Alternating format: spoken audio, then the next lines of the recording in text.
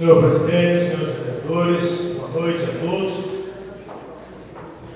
Hoje me preparei para uma reflexão.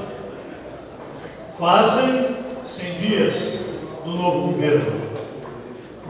E, obviamente, que eu me incluo entre aqueles que aqui fará a defesa e a crítica mais duras das coisas que eu acreditarei. E serei leal. Isso é o que a população nos cobra. Nada do que eu faço de crítica aqui, eu não conversei com quem eu vá criticar.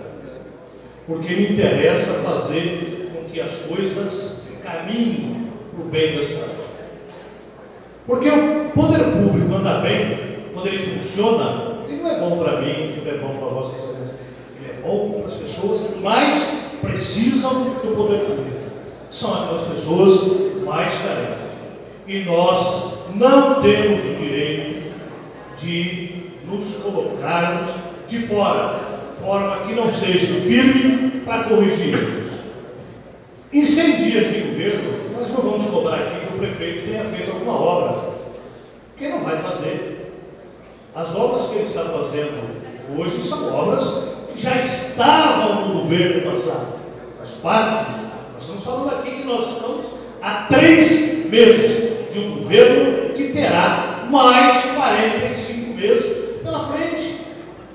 Agora nós precisamos corrigir as coisas que estão erradas, nós precisamos aplaudir as coisas quando elas estão certas. E eu confesso que eu tentei fazer uma análise desses primeiros 100 dias de uma forma desapaixonada.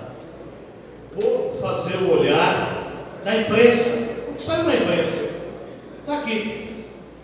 Pegando aqui todos os jornais, desde o jornal Vicentino, Cidade, Empresarial, A Tribuna, o olhar que a imprensa e a população têm do governo nesses 6 dias. Para não ser injusto, eu vou separar o que a imprensa falou nesses 100 dias. Vou tentar falar nas palavras do que o prefeito escreveu e do que o prefeito falou.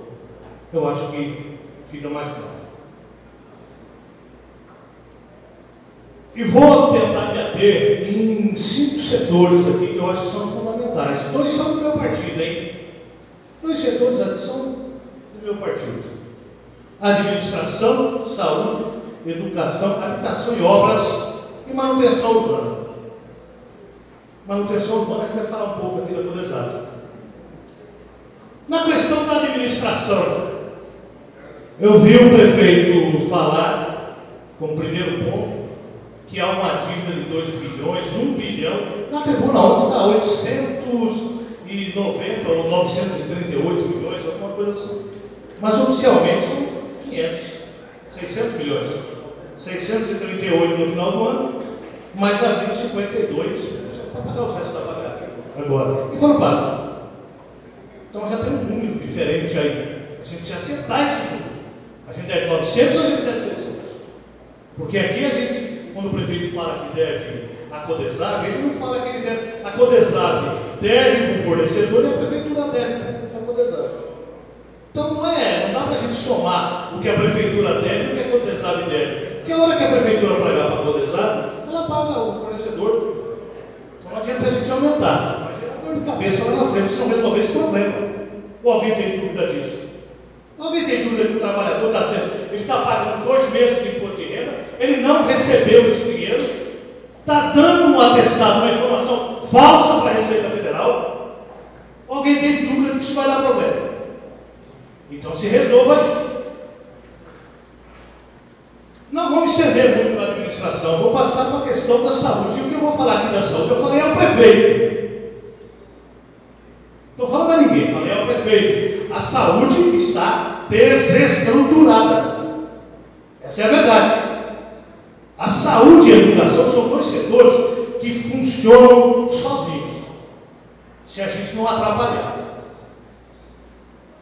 Mas, senhor prefeito, a gente está conseguindo atrapalhar. está conseguindo atrapalhar o funcionamento da saúde. A história da dengue que está aqui, o vereador Gilberto está desde o começo da primeira sessão falando da situação da dengue. Ou alguém acha que não ia ter dengue aqui?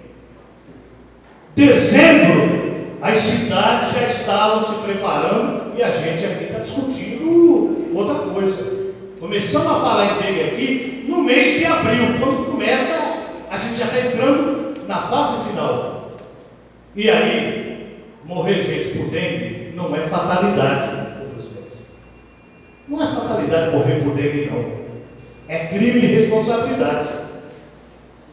Porque ninguém morre por dengue, morre por desidratação, por não acompanhamento médico.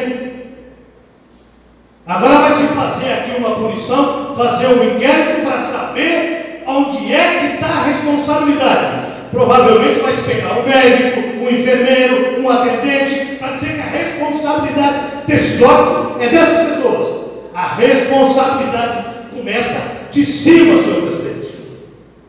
Porque saúde não é brincadeira, nós falamos isso desde o começo. E eu tive a oportunidade de falar ao senhor prefeito. Prefeito, ou a gente mantém padrão técnico na saúde, ou nós vamos ter problema. Está aí os problemas colocados.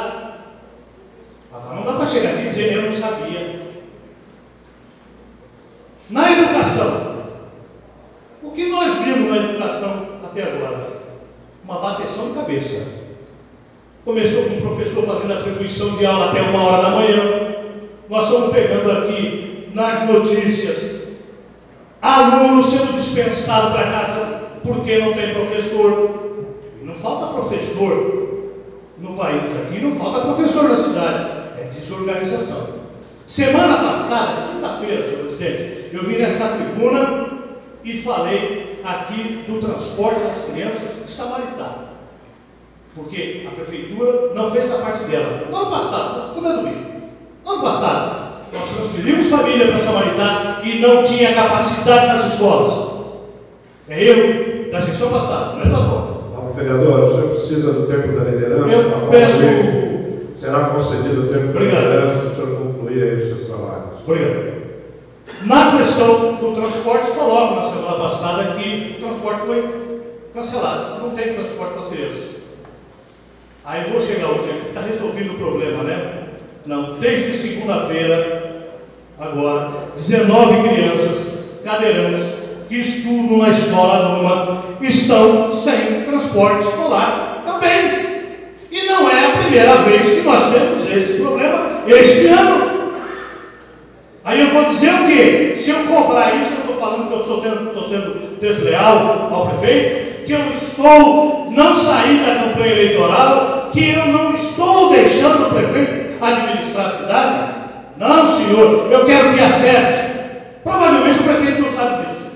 Provavelmente o prefeito não sabe disso. Habitação e obras. Hoje eu tive com o doutor Eduardo numa manifestação no Jardim Rio Branco. As obras estão paradas de habitação. Mas está parado porque a empresa parou? Não está parada porque a empresa não recebe, não recebeu um centavo esse ano das suas obras. E mandou a menção à prefeitura também. Ora, é simples, a gente pergunta quem é que trabalha sem receber salário. 1 mês, 2 meses, 3 meses. Cobrar a empresa deve se cobrar. Agora tem que se pagar também para fazer o serviço. E aí, incluo nas obras, não é o Jardim Rio Branco. Quando o prefeito fala, vou entregar esse ano 200 apartamentos, vou entregar mais 400 apartamentos, não vai entregar nenhum. Vai entregar os 200 que já estão quase terminados, vão entregar os 380 do residencial, que é feito pela Caixa, os demais, se não sentar para discutir o contrato, se não acertar a reprogramação do pagamento, não vai entregar conjunto nenhum. Ou alguém tem dúvida disso? Agora, isso foi falado pelo prefeito também, no ano passado. Estou falando de novo hoje. Para não dizer que eu sou só crítico, que não é verdade, e todas as vezes eu quero vir aqui falar bem, porque quando a gente fala bem do governo, a gente está falando bem da cidade. Não somos nós, vereadores, falando mal da cidade, não. Vou falar da manutenção urbana, a Codesab. E aí a Codesab, eu vou abrir um parênteses. Bateu cabeça. Mas hoje tem um setor que está funcionando, caminhando com todas as dificuldades. É a Codesab. E aí, vou falar ao prefeito, parabéns, prefeito, porque optou por ter na Codesab gente técnica, optou por enxugar e fazer funcionar de forma técnica a companhia, porque os trabalhadores da Codesab são trabalhadores dedicados à cidade, com baixos salários ainda, mas são dedicados. Parabéns. E aí, por ironia do destino, o setor que funciona é o setor que vai fazer o prefeito pagar a língua. Porque o prefeito falava assim, olha, nós precisamos mudar a cidade com experiência. E hoje a gente tem na Codesab uma equipe de jovens tocando a companhia. Que experiência, infelizmente, aí eu acho que o vereador Gilberto concorda comigo, experiência tem a ver com o tempo. Ninguém nasce com experiência. A gente adquire a experiência com o tempo, os nossos erros. E ali nós temos uma equipe extremamente jovem. Agora, se por um lado a experiência, ela se adquire com o tempo, senhor presidente, a competência a gente tem ou não tem, e a nossa obrigação é cobrar para que a cidade caminhe, porque todos nós moramos na cidade. E digo aqui, quando vejo a juventude cobrando, que eu vejo a juventude se manifestando, fui jovem na época da ditadura militar, no momento difícil, e fomos nós que fizemos esse país caminhar. Se tem alguém que toca a cidade, que toca o país, é a juventude. Parabéns aos jovens, para botar a cidade para caminhar, nós temos que caminhar na rua. Muito obrigado, boa noite a todos.